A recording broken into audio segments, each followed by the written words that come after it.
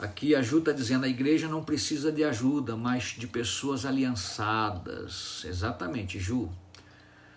Olha, exatamente. A igreja de Atos, a igreja relevante, a igreja essencial. Muito bom. Então, eu disse que a igreja não precisa da sua ajuda, não é porque eu desprezo você e não é porque eu venha desprezar, é porque eu quero trazer um entendimento para você, tá bom? Obrigado pelo feedback aí a respeito do áudio e da imagem, tá? E eu espero que não esteja travando também, tá bom? Rafaela de Lira está dizendo aqui, ó, a igreja relevante para mim é uma igreja que tem a aliança com Deus. Muito bom. Amanda Amaral também está aqui, esposa do Lieser. Muito bom. Então tá, olha só. Quando eu disse que... Deixa eu entrar no assunto, amém? Vamos entrar? Vamos começar, né? Eu estava pensando isso desde essa semana passada. Às vezes eu tenho algumas dificuldades com pessoas serem relevantes na igreja, dentro da igreja local, dentro da estrutura de culto, certo? E eu quero começar mostrando para você um texto que mostra a participação da igreja desde dentro de casa, desde o momento no seu lar. Um abraço, pastor Silvano Braux, meu amigo, meu irmão. A igreja relevante, aqui em Colossenses capítulo 3, verso 18 ao 25, escrevam aí, Colossenses 3, 18 ao 25, mostra o seguinte: esposas, sede submissas ao próprio marido, como convém no Senhor. Maridos, amai vossa esposa e não a trateis com amargura. Filhos, em tudo obedecei a vossos pais, pois fazê-lo é grato diante do Senhor. Pais, não irriteis os vossos filhos, para que não fiquem desanimados. Servos, obedecei em tudo ao vosso Senhor segundo a carne, não servindo apenas sob vigilância, visando tão somente agradar homens, mas em singeleza de coração, temendo ao Senhor. Tudo quanto fizerdes, presta atenção nisso, tudo quanto fizerdes, fazei-o de todo o coração, como para o Senhor, e não para homens, ciente de que recebereis do Senhor a recompensa da herança. A Cristo, o Senhor, é que estais servindo, pois aquele que faz injustiça receberá em troco a injustiça feita, e nisso não há acepção de pessoas. Entenda que aqui você percebeu a participação da família, a esposa, o marido, filhos, né? Os pais em relação aos filhos, e resumiu aqui também os servos, né? Pessoas que naquele tempo eram escravos, e incluiu eles aqui. Mas eu quero contextualizar colocando todos nós como servos, a partir do momento que no verso 5 ele fala que não é para servir apenas sob a vigilância, porque tem alguém cuidando, porque tem alguém fiscalizando, mas sim para você não agradar somente os homens, mas numa singeleza de coração, na simplicidade de coração, você fazer para o Senhor. Entenda bem, quando você ajuda na sua casa, quando você participa na sua casa, não é exatamente uma ajuda, você está participando porque você mora lá. Você mora, às vezes, a minha esposa falou isso já há muito tempo atrás, e é uma verdade. Eu não ajudo ela a limpar a casa, eu preciso fazer a minha parte. Quando você põe uma criança para limpar a casa, limpar um quarto, catar os brinquedinhos dela, dependendo da idade, você vai assumindo, vai colocando mais responsabilidade. Quando você põe uma menina de 7, 10 anos para lavar uma louça, para secar uma louça, você não está pedindo para ela te ajudar. Não é ajuda a mamãe, ajuda o papai. Você está mostrando para ela que na casa é assim que funciona.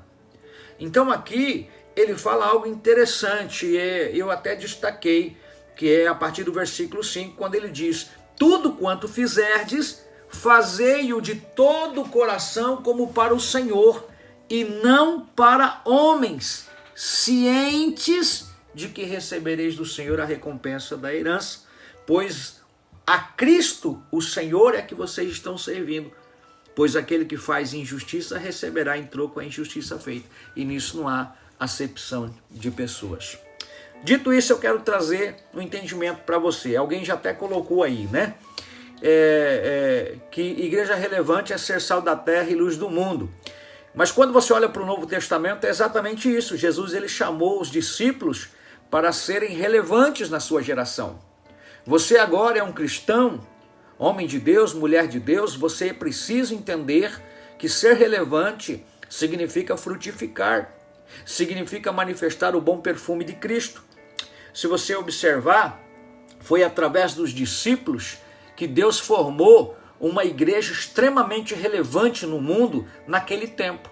Uma época ainda como a de hoje, né, onde a geração está corrompida, depravada. O que a igreja precisa ser? Ela deve brilhar, né, como um luzeiro, como estrela no universo. E quando eu falo brilhar, não é o brilho dos astros, dos artistas, não, irmão. Eu falo brilhar porque nesse momento que a igreja foi limitada na sua ação com relação a cultos no auditório, a gente entende que as pessoas, nem todas, claro, mas um bom número, e isso é assustador, um número impressionante de pessoas nem sentiram falta da igreja. Ou seja, a pessoa que não é igreja, ela não se importa se o auditório onde a igreja se reúne fechar. Deu para entender? Não passava de um mero frequentador. E no mundo inteiro está acontecendo essa mudança. O que está acontecendo? Há uma mudança, há uma reconfiguração da igreja. Se você ler comigo lá na Bíblia, Filipenses capítulo 2, verso 15, algum rápido aí no teclado, por favor, escreva. Lá diz assim, ó: fazei tudo sem murmurações e nem contendas, para que vos torneis irrepreensíveis e sinceros, filhos de Deus, inculpáveis no meio de uma geração pervertida e corrupta, na qual resplandeceis como luzeiros no mundo. E aí eu achei outro texto que eu quero encaixar, né? Eu quero conectar esse texto, meu amigo Maurílio Nantes. 1 Pedro 2,9. Vós, porém, sois raça eleita, sacerdócio real, nação santa, povo de propriedade exclusiva de Deus, né? Ronaldo Rodrigues, meu amigo, você vai concordar comigo, povo de propriedade exclusiva de Deus, a fim de proclamardes as virtudes daqueles que vos chamou das trevas para a sua maravilhosa luz. Veja bem, irmãos, os textos que eu li até agora falam de atitude, de ação, de boa obra. Aqui nesse de Filipenses especificamente, fala fazer tudo sem murmuração nem contenda, certo? Tudo sem murmuração nem contenda. O que eu percebo nos meus mais de 20 anos, onde estou sendo pastor sênior de uma igreja local? Eu tenho percebido, claro, já fui pastor auxiliar, né, algumas vezes, por um tempo determinado, e já há algum tempo estou como pastor sênior da igreja, né? Há um grupo de pessoas considerável que caminha na caminhada da fé há mais de 15 anos, né? E o que eu estou vendo nesses dias, e é isto que eu gostaria de ajustar, pelo menos com você que está aqui fielmente caminhando comigo, está participando dessa live, é a respeito do que eu disse no culto da manhã desse domingo e também no culto de domingo à noite, né? Eu disse que a igreja não precisa da sua ajuda, a igreja não precisa da sua esmola. Eu vou fazer isso aqui porque não tem ninguém que faça. Meu amigo Fábio Veríssimo, direto do Rio de Janeiro, saudade de você, Fábio, que bom. Um abraço especial para você e toda a sua linda família, viu, Fábio? O povo de Dourados tem muita saudade de você aqui, viu? Vamos dar um jeito da gente se encontrar, né? Mas eu estou falando da igreja que ela não precisa da sua ajuda. A igreja não precisa das suas esmolas. Eu vou ajudar a igreja com um dinheirinho aqui. Não, você não pode pensar assim. Se você é igreja, você não pode pensar assim. A igreja precisa de homens e mulheres, jovens e crianças aliançados. Sabe por quê? Que quem oferece ajuda, ajuda quando quer. Ajuda se quiser. Ajuda quando pode. Ajuda quando está com a vibe assim de dizer que hoje eu estou com a vontade de servir. Não. A igreja de Jesus Cristo, ela serve sem murmuração, sem contenda. Ela pratica as boas obras que foram destinadas, escritas, registradas na Bíblia, para que a igreja executasse essas boas obras. Então, o que é que a igreja é nesse tempo de pandemia? Ela precisa entender quem ela é, a identidade da igreja. Né? O 1 Pedro 2,9: sois raça eleita, sacerdócio real, nação santa, povo de propriedade exclusiva de Deus, a fim de proclamar as virtudes daqueles que vos chamou. Então hoje a igreja precisa, não é da sua ajuda, ela precisa que você seja igreja. E ser igreja é assumir o chamado. Ser igreja é funcionar no corpo. Eu tenho o dom que Deus me deu para falar. Eu falo. Tem gente que tem o dom para cuidar de coisas, para administrar, o dom de presidir. Tem gente que tem o dom para visitar. Tem gente que tem habilidades que podem ser colocadas no reino de Deus. Nesse momento, por exemplo, eu entendo e creio que cada um funcionando no corpo, cada um de acordo com a sua função, consegue levantar, edificar uma igreja relevante. Por exemplo, a igreja, ela precisa ter pessoas que amem a igreja, que abrem a porta da igreja. Às vezes você vai ser o primeiro a chegar e vai ser o último a sair. A igreja precisa de gente que não se envergonhe de limpar a igreja. E nisso a gente tem uma galera bacana, graças a Deus. Tem um povo fiel. Então entenda que ser igreja, né, é quando os irmãos que tocam lá na equipe de louvor, um toca guitarra, um toca o contrabaixo, o outro toca a bateria, o outro faz o backing vocal, o outro cuida do som. Falar em cuidar de som, nós não temos gente para cuidar de som na igreja. A gente precisa de alguém que ame a sonoplastia, que ame o som da igreja. Tem vaga. Será que se eu colocar assim, salário para fazer mixagem nos cultos da igreja, salário, 2 salários mínimos, mais vale transporte, mais ticket alimentação, irmão, vai aparecer um monte de gente. Só que não é assim que a igreja funciona. A igreja precisa do seu talento. A igreja precisa do seu dom.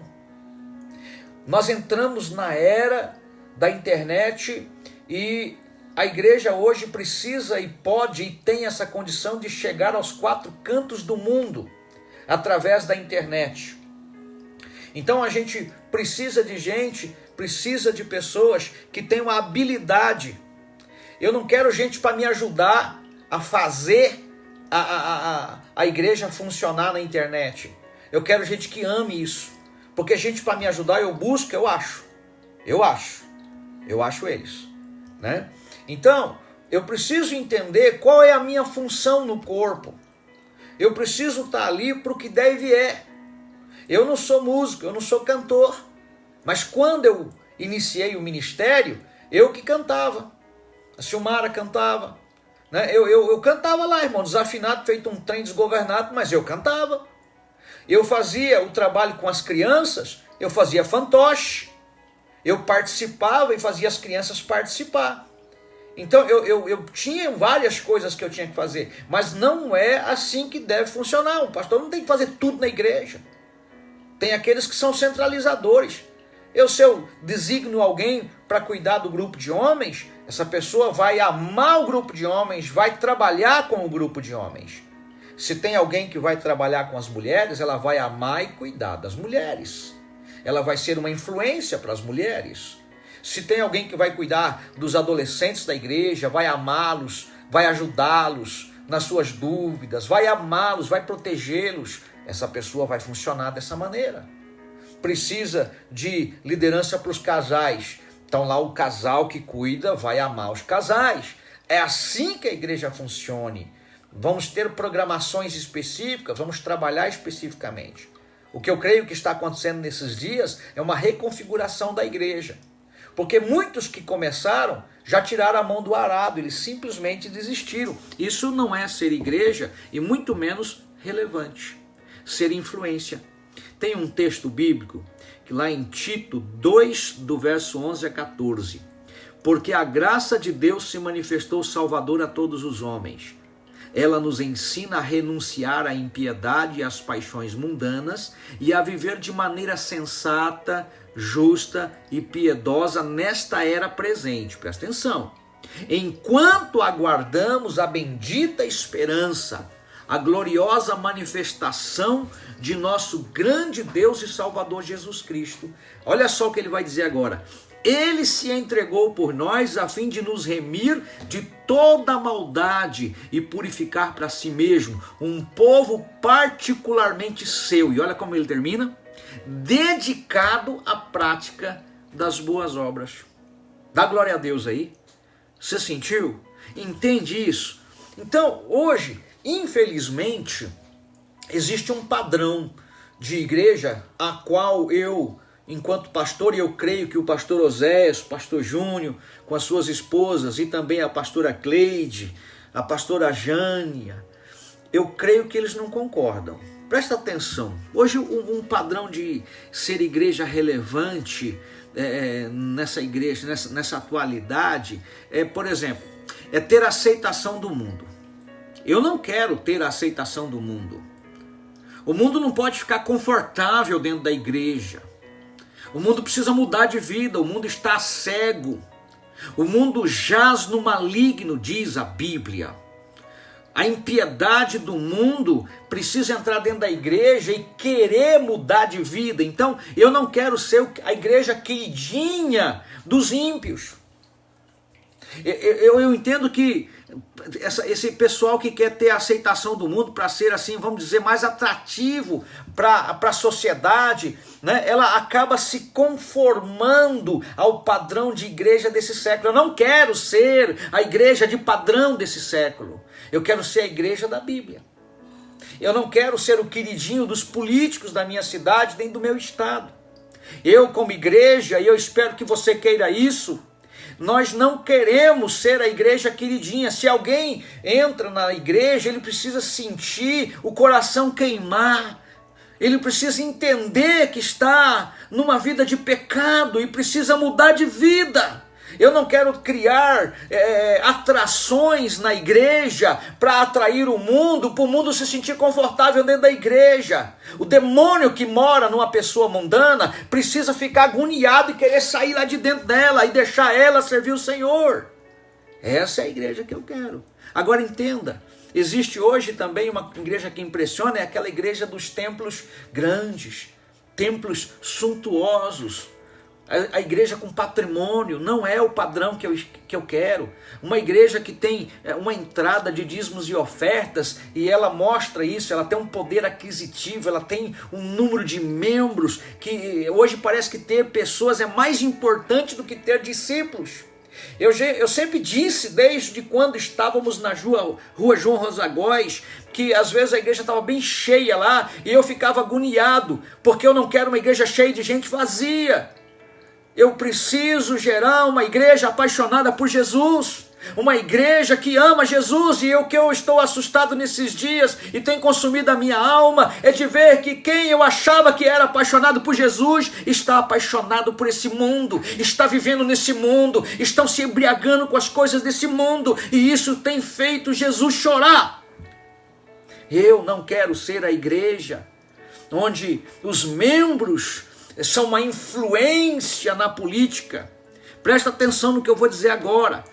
Eu penso que eu devo participar da política, eu preciso ser uma influência na política, mas a política não pode influenciar a santidade da igreja.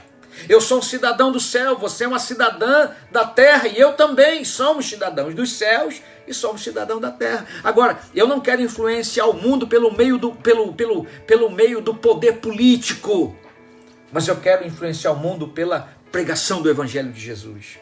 Você entende que a política, para mim, ela é muito importante. Eu estou nessa terra e politicamente falando a gente precisa ser uma influência, mas eu não quero ocupar uma função que Deus não me chamou. Se Deus levantar homens e mulheres na igreja para ser uma influência dentro da política, e eu creio que Deus faz esse tipo de coisa, Ele levanta pessoas, como Ele levantou José, melhor dizendo, de dentro de uma cadeia para governar uma nação idólatra. Ele colocou Daniel na posição de líder, na posição de influenciador, porque Daniel e José eram políticos, eles eram influentes. Eu creio nisso. Agora, eu não quero influenciar o mundo pelo poder político. Dá para entender? Esse não é o padrão que eu quero. Eu me lembro que eu já li, e eu fiz questão de trazer isso à tona aqui hoje, quando aquele indiano chamado Mahatma Gandhi, perguntaram para ele, os missionários na época que estavam evangelizando a Índia, eles eram ingleses, e perguntaram então para Mahatma Gandhi se ele cria em Jesus Cristo. Sabe qual foi a resposta do Mahatma Gandhi? Eu creio no vosso Cristo. Eu creio. Eu não creio no vosso cristianismo. As pessoas podem crer no cristianismo que você vive? Porque cristianismo não é verbalizar, irmãos. Cristianismo é viver. É exemplo. O apóstolo Paulo sabia disso, ele ensinou muito sobre isso, mas a parte que ele ensina sobre isso, meu caro Ricardo, foi quando ele disse assim, sede meus imitadores, assim como eu sou de Cristo. A igreja do século 21, a igreja que influencia, a igreja que é uma influência para esta geração pecaminosa nas trevas e uma geração tão incrédula, infelizmente. Essa igreja precisa se posicionar. E eu creio que essa Covid, esse vírus chinês, essa pandemia que veio sobre o mundo inteiro, é para reposicionar quem é a igreja. Quem é a igreja? Porque se você observar, ou já ouviu falar, ou vai ouvir falar hoje pela primeira vez, ser igreja, o termo igreja vem de uma palavrinha chamada eclésia. Eclesia, e o significado é chamados para fora. Então, quando eu digo que o auditório lá onde a igreja se reúne é um lugar para adorar, é um lugar para a gente estar juntos, para receber uma palavra, é um lugar onde a gente se programa para estar juntos, mas saiu dali, eu já estou em campo missionário, e ali o que conta no campo missionário é a minha vida, é a sua vida, é o que a sua vida fala. Por quê? Porque quando você sai dali, você vai trabalhar no hospital, você vai trabalhar numa escola, você vai trabalhar numa empresa, você vai trabalhar em algum lugar, e lá tem pessoas que precisam conhecer o Cristo que habita você. Isso é funcionar no corpo, isso é ser igreja relevante. Pelo amor de Deus, será que tem alguém me entendendo? Tem alguém me entendendo? Uma igreja que olha para fora, para o horizonte, para além das suas paredes físicas. Essa é a igreja que eu diria ser naturalmente relevante. A igreja fechou, o mundo nem sentiu falta. Pior que o mundo não sentir falta, é que muito crente está acomodado, acabou a igreja para eles. Escuta, o pastor Gedro, o seu pastor, eu estou disposto a começar de novo com você que é fiel. Eu não vou atrás de quem decidiu ir embora, certo? Nem você precisa ir. A pessoa decidiu ir embora, decidiu ser mundana. Ela decidiu que agora ela vai beber, ela decidiu que agora ela vai ser infiel, ela decidiu. Na verdade, eles nem pensam nessa decisão, eles vão fazendo, porque tudo que o diabo sugere, e esse é o poder máximo do diabo. O diabo não tem poder de fazer você e eu pecar. Ele só dá ideia. O diabo só dá ideia. Agora, preste atenção, irmãos, a gente acabou de chegar, no janeiro aí, a gente chegou ali no bairro Hasselém, Jardim Hasselém, e Água Boa, em volta da igreja ali hoje, onde a gente está a pouco mais de 100 metros da futura sede da igreja, da estrutura física que será construída. Nós já estamos no bairro onde nós vamos agir. É nesse bairro, num raio aí, vamos colocar 5 quilômetros.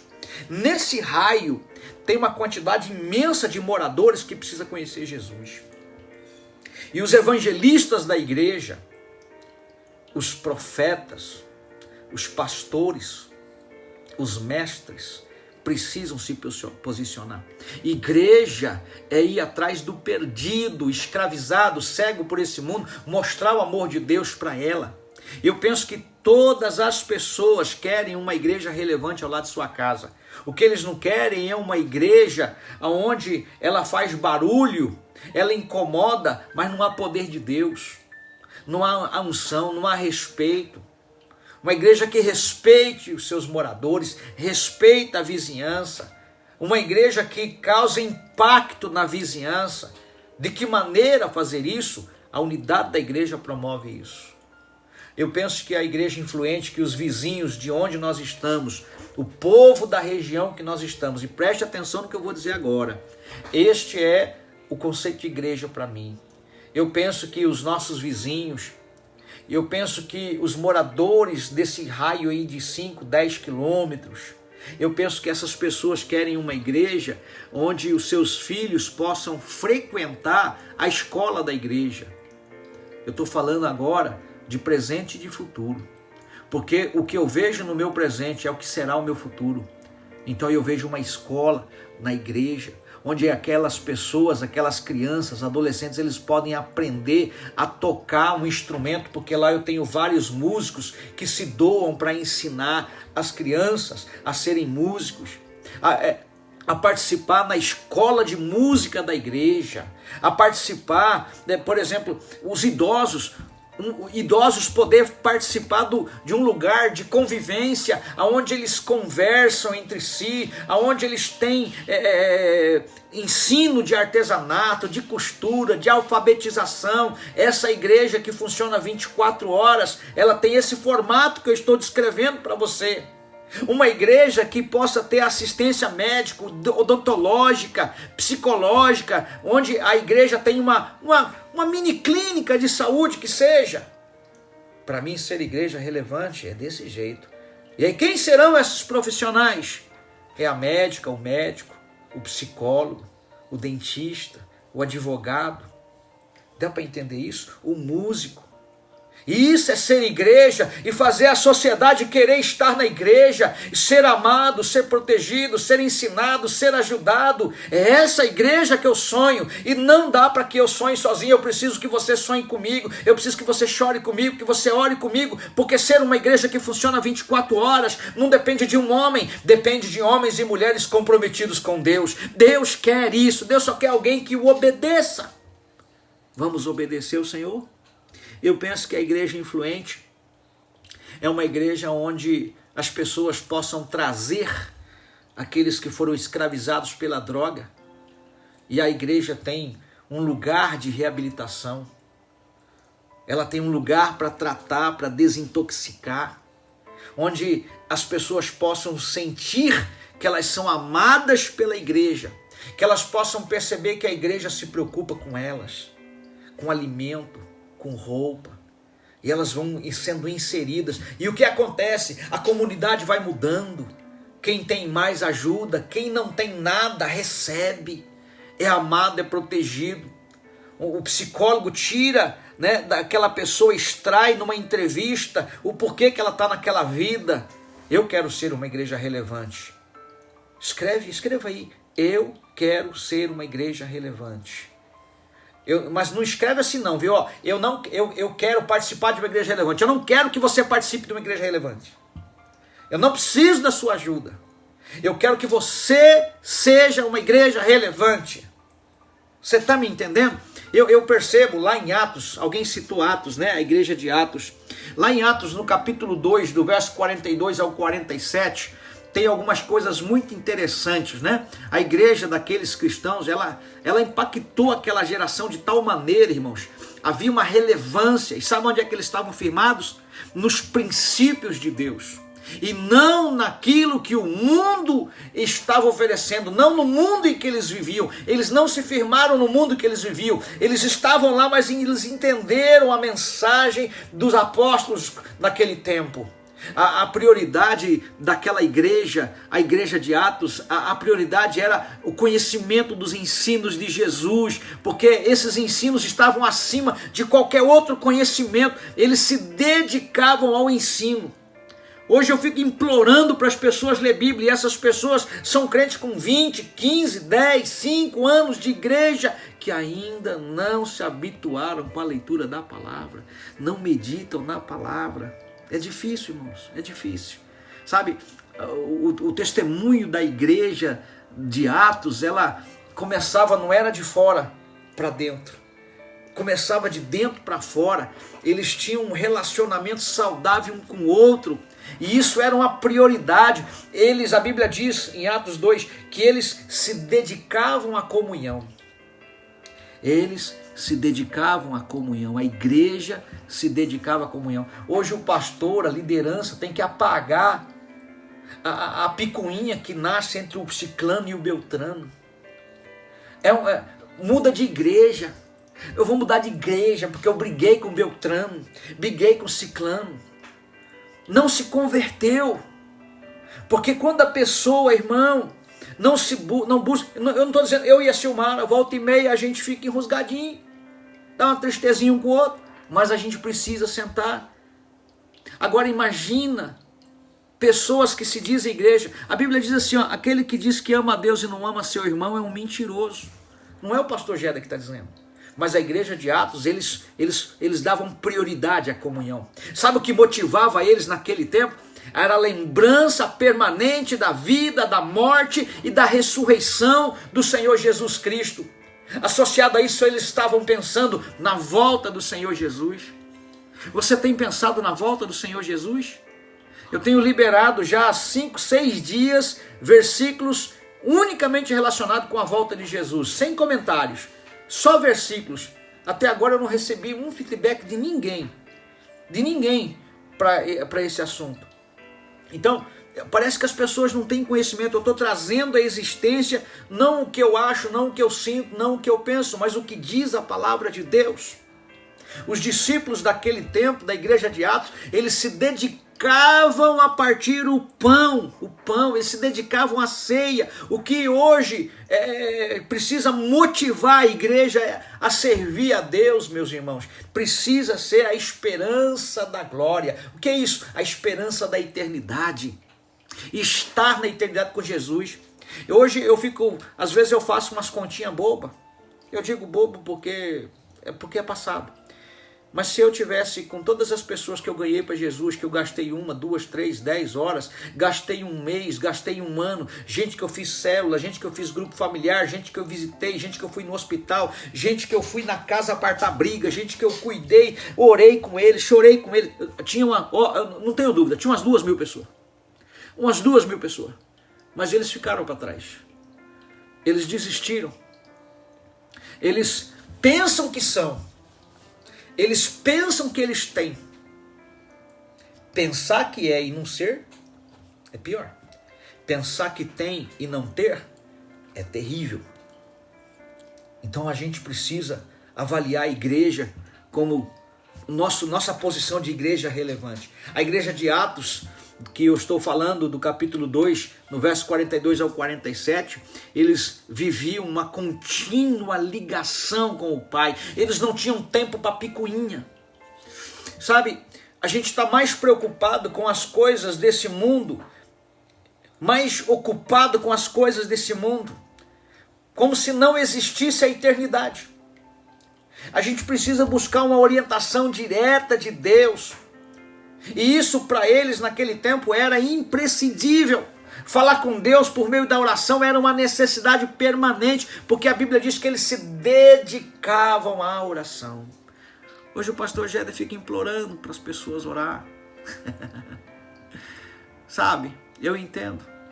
Quanto mais distante de Deus, esse livro aqui, ó, esse livro vai separar você do pecado. O pecado, o seu pecado vai separar você desse livro. Aqui está escrito assim, ó: as vossas iniquidades fazem separação entre vós e o vosso Deus. Sabe o que é iniquidade? De forma bem simples, de forma bem resumida. Iniquidade é Eu sei que é pecado, mas eu não resisto. Eu vou lá e vou fazer. Eu sei que é pecado. Se alguém descobrir, eu vou sofrer as consequências, mas eu vou lá e faço. Daí eu vou para a igreja. Às vezes eu me deparo com pessoas que têm um histórico de 5, 10, 20 anos de igreja. E até hoje eles estão em pecado. Eles chamam o problema, eles chamam o pecado de problema. Pastor, eu tenho um problema. Você não tem um problema, você tem um pecado que precisa ser confessado e deixado, abandonado. Porque a Bíblia diz assim, ó, aquele que confessa e deixa, alcança misericórdia. Aquele que confessa e deixa, alcança misericórdia. Eles, naquele tempo, irmãos, a Bíblia diz assim, ó, todos estavam cheios de temor. Parece que as pessoas perderam o temor, irmã Wanda. As pessoas perderam o temor. Os cônjuges trocam de casamento, trocam de cônjuge, né? Como quem troca de carro. Eles não querem mais resolver o problema. E uma das coisas que mais desencadeia divórcio hoje não é a infidelidade, é o orgulho, a soberba, a arrogância de homens e mulheres que não se rendem ao Espírito Santo, são meros frequentadores da igreja. Quando surge o problema, porque Jesus não disse que nós não teríamos problemas, muito pelo contrário, ele disse que no mundo nós teríamos problemas, ele disse que o mundo nos odiaria, sabe? Eles tinham um temor, eles tinham uma consciência do modo como Deus agia, do agir de Deus, da soberania de Deus, e isso produzia neles, esse temor produzia neles, sabe o que, Fafi? Produzia neles submissão, obediência e uma observância da palavra de Deus. Não é o que eles achavam, não é o que eles sentiam. Por isso que quando Paulo está lá na prisão, e a Bíblia diz assim, ó, se referindo a esse momento difícil de Paulo, ele havia levado uma surra, e a Bíblia diz que perto da meia-noite, Paulo e Silas louvavam a Deus. Irmãos, eles estavam presos e haviam sido torturados com chicotes. Como eles não serviam a Deus por circunstâncias, eles serviam a Deus por uma convicção. A surra não tirou eles de Deus. Eles não ficaram bravos porque eles foram presos por causa de Deus. Eles ficaram felizes porque eles estavam impactando o mundo em que eles estavam vivendo. Será que tem alguém me entendendo aí? Será que tem alguém que está disposto a ser uma igreja relevante? Isso tem custo.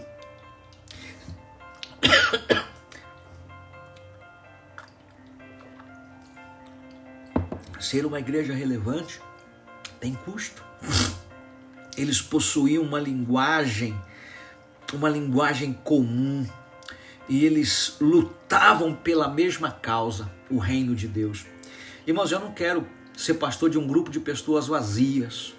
Se você não estiver disposto a mudar de vida, eu falei isso para alguém essa semana aqui, e eu vou dizer aqui, ó, mas tenta me entender, por favor. Irmãos, entra ano e sai ano, você não está cheio de Deus, não busca Deus, não se importou. Você precisa procurar alguém que você ame e respeite. Alguém que possa te ajudar. Você tem talentos. Você tem talento, você tem dom. Se eu não sirvo para ser seu pastor, pelo amor de Deus, encontre alguém para você poder servir, para você ser arrebatado. Sabe? Eles lutavam pela mesma causa. Eu preciso que você lute pela mesma causa. Aqui está dizendo que tem 42 pessoas que estão permanecendo fiel aqui, ó. Se nós terminarmos a pandemia com 42 pessoas, eu estou feliz, viu? Eu vou repetir, eu estou feliz porque tem 40 e poucas pessoas fiéis.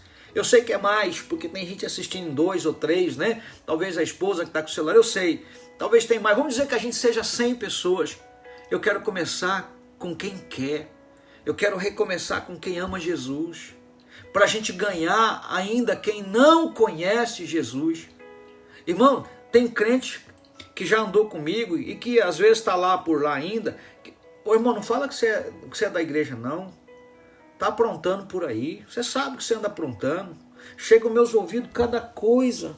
Sabe? Que vergonha. Que vergonha. Sabe? Você quer ser sujo? Suje-se mais ainda. Mas não fale que você é lá da base. Fala não. A vergonha, sabe? Vergonha. Eu tenho motivos, irmãos, motivos, sabe? Tem algumas pessoas que eles precisam ser tirados da igreja. Eu vou mostrar para você. Primeiro, a pessoa que tem uma língua mexeriqueira, ela deve ser tirada da igreja. Segundo, o caluniador é alguém que deve ser afastado da igreja. A Bíblia diz em Salmo 31, verso 12 e 13: estou esquecido no coração deles como um morto, sou como um vaso quebrado, pois ouvi a murmuração de muitos, temor havia ao redor, porquanto todos se conluiavam contra mim, intentam tirar minha vida. Outro tipo de pessoa, uma pessoa de língua dobre, deve ser afastada da igreja. A Bíblia diz em 1 Timóteo 3,8, da mesma sorte, os diáconos sejam honestos, não de língua dobre. Outro tipo de gente, murmurador, deve ser afastado da igreja. Filipenses 2,14, que eu já li hoje com você. Fazei todas as coisas sem murmuração nem contenda. Se dispôs a participar da igreja, faça com alegria, faça com a gratidão para o Senhor. Aí se você faz de qualquer jeito e o seu pastor, o seu líder vai falar, olha, você pode fazer melhor. Eu estou fazendo aqui, já estou ajudando e o pastor acha ruim. Não, deixa ali, não precisa da sua ajuda não. Deixa ali, sabe? Hoje eu acredito, irmãos, que há uma reconfiguração da igreja de Jesus. A igreja do arrebatamento, ela não vai ser arrebatada de qualquer jeito. Jesus não vai levar você porque ele tem dozinha de você, porque ele tem dó, porque misericórdia. Ele vai levar quem se submeteu a ele. E quem se submeteu a ele não rejeitou o amor dele. Um dia eu disse assim, que o Senhor Jesus, ele não vai pôr pessoas no inferno, as pessoas vão por conta própria. O Senhor Jesus, uma pessoa não vai para o inferno porque ela adulterou, porque ela matou, porque ela roubou, porque ela se embriagou. Não, ela vai porque ela rejeitou o grande amor de Deus, sabe?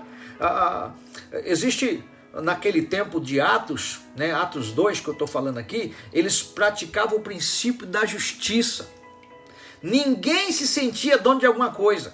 Eles ajudavam as pessoas, eles cuidavam um dos outros. E o que acontecia então quando eles cuidavam um do outro? A comunidade naquela época tinha simpatia do povo, tinha a atenção do povo pela intensidade da presença de Deus. Aí o que acontecia? Crescia o número de pessoas salvas.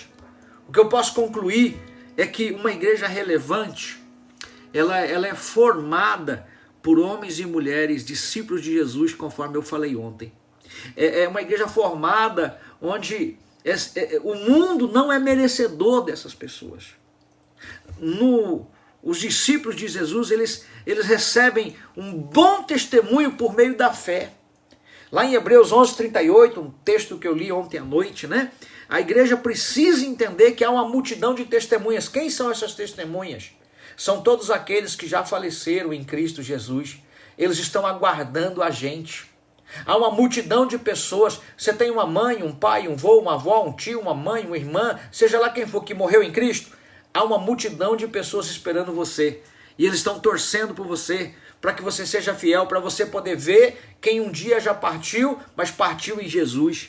A gente precisa de igrejas que sejam relevantes nesse momento, porque Deus está querendo salvar, Ele continua querendo salvar, Ele continua buscando pessoas que queiram ser bênção na vida de outras pessoas. Igrejas que não busquem a glória para si, mas buscam a glória para Jesus, que é o cabeça da igreja. Portanto, eu estou encaminhando para o final, eu quero te dar um conselho. Faça o que fizer na igreja, faça com excelência, faça com alegria, faça de coração, para que outras pessoas sejam motivadas e com isso você também possa estar agradando a Deus. Sabe, a igreja precisa não da sua ajuda, ela precisa que você seja relevante. Ser dizimista é o mínimo que você pode fazer. Dízimo não é pagar uma mensalidade na igreja, dízimo não é pagar pelo clube, por clube, mensalidade para manter. Não. Isso significa eu reconheço o senhorio de Cristo na minha vida, eu reconheço a redenção de Cristo na minha vida. Ser relevante é ser evangelista, ser relevante é ganhar almas para Jesus, é dar testemunho, sabe? É dar testemunho. A igreja precisa de homens e mulheres comprometidos. A gente recebeu de Deus um terreno e a maneira como o negócio aconteceu já é um milagre de Deus. E eu disse, quando apresentava a necessidade de levantar mantenedores das parcelas, né? Esse terreno, o pagamento desse terreno não depende de Deus. Depende de homens e mulheres aliançados com Deus. Você pode dizer amém? Você pode dizer glória a Deus? Escreve aí, ser uma igreja relevante é fazer a vontade de Deus na terra. E a vontade de Deus na terra vai custar para você. Porque, que custo é esse, pastor? Quando ele disse assim, ó, quem quiser me seguir, negue-se a si mesmo, tome a sua cruz e siga Jesus. Amém? Eu quero ser uma igreja relevante. Eu quero que você seja uma igreja relevante. Se a gente vai caminhar junto, presta atenção, se a gente vai caminhar junto, vamos caminhar de verdade? Vamos ser igreja de verdade? Para de mimimi, para de conversinha fiada. Se arrependa. Um coração convertido, irmãos, pede perdão. Um coração convertido não fica tentando descobrir quem está certo e quem está errado. Eles se perdoam. Sabe? O atrito conjugal é a gente aprendendo a ser marido e mulher. Tem tanta gente indo para o inferno porque nós estamos ocupados com as nossas picuinhas. Perdemos de ser abençoados por conta das nossas picuinhas.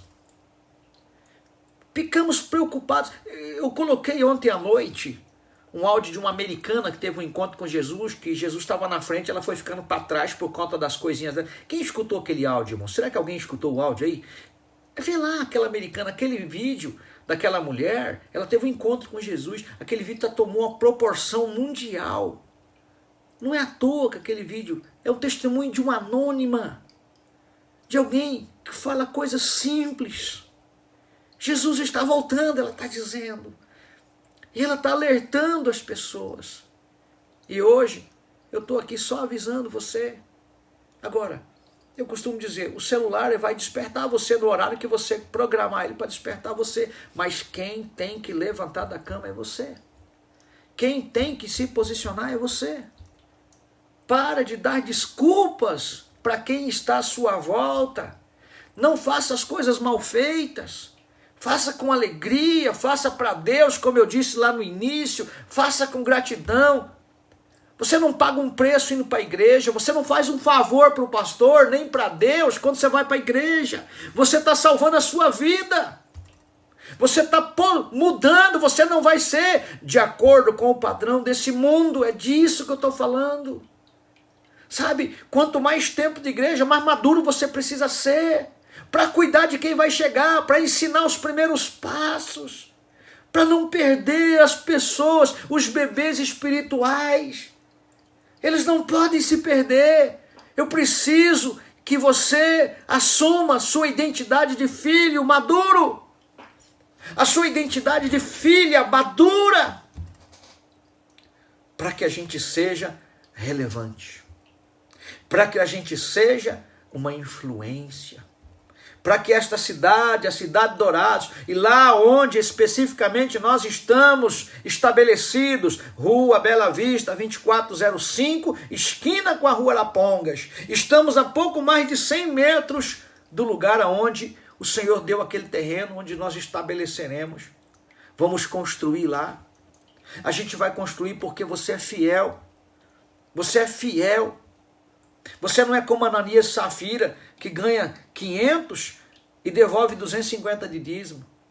Você está enganando a você mesmo. Você se levantou para ser vencedor. Se levante como filho, se levante como filha. Seja fiel nas suas orações ao Senhor, aí a sós no seu quarto. Sabe, gaste tempo com a palavra de Deus. Eu repito, esse livro vai te separar do pecado. Ou os seus pecados vão te separar desse livro. Ele vai ser, você não vai conseguir ficar com ele, por conta que a sua cabeça está mais voltada com as atrações que o mundo oferece, sejam quais forem elas, boas ou ruins. Você está me entendendo? Eu quero terminar. Quero orar por você. Quero orar pela tia da Rose. Quero orar pela irmã Wanda que pediu ali, pela Maísa. E se passou outros aí eu não vi, tá bom? E eu gostaria muito, muito, muito que você fosse obediente. Usasse o seu Facebook para a glória de Deus. Que você fizesse ainda essa semana um telefonema ou um áudio para alguém que você sente falta aqui na live. Para alguém que você tem percebido que quando começou os cultos eles não apareceram mais na igreja. Eu até coloquei essa semana, né? Se você vai a supermercado, se você vai a bancos, se você anda pela rua, se você vai ao comércio, se você vai trabalhar, não é pecado sair para a igreja, viu? A Covid não vai te pegar lá na igreja. Ela não te pegou no mercado. Então, assim, para com essa hipocrisia de dizer que é a Covid. Fala que você não quer ir mais, que você não quer deixar quem está à sua volta aí. Fala, é melhor você falar assim para você, assumir essa posição. E sabe, se reconfigurar em Deus. Sabe, o que eu preciso fazer, ir lá e fazer. Amém? Vamos orar? Em nome de Jesus. Pai, eu coloco diante de Ti a vida de cada homem e mulher que esteve comigo até esse momento. Coloco diante de Ti aqueles, Pai, que irão em outro momento assistir essa live. Coloco diante de Ti, Senhor, a vida de cada pessoa. Nós não nos conformamos com o padrão desse mundo. Eu não me conformo com o padrão desse mundo. Eu e esse irmão, essa irmã que ora comigo, não se conforma com o padrão desse mundo. Nós não queremos nos submeter ao padrão desse mundo. O Senhor tem obras para nós realizarmos nessa terra. E seja o que o Senhor for fazer nessa cidade, seja o que o Senhor for fazer lá no nosso bairro, olha para essas pessoas. Olha para mim, olha para minha esposa, para os meus filhos. Olha para minha família, Senhor. Nós estamos aqui. Conta com a gente. Inspira, nos fortalece, nos ajuda, em nome de Jesus. Eu oro, Paizinho querido, e te agradeço pela aliança das pessoas, por aqueles que estão na caminhada da fé, em nome de Jesus. Que eles sejam renovados e fortalecidos e que nenhum tipo de enfermidade, nenhuma doença, nenhuma praga, nenhuma peste, nenhum vírus toque nessa pessoa, toque nessa vida. Em nome de Jesus a gente não aceita. Porque nós cremos no Senhor. Senhor, eu oro pela família que está aqui pedindo orações, pela sua família pela sua tia que vai submeter uma cirurgia. Atende a nossa oração nesse momento.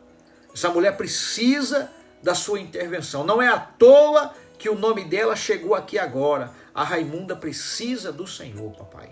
Em nome de Jesus, alcança aqueles que estão afastados do seu caminho. Aqueles que se distanciaram, que se perderam no caminho. Aqueles que foram tomados pelas coisas do mundo. Que eles se arrependam enquanto é tempo, em nome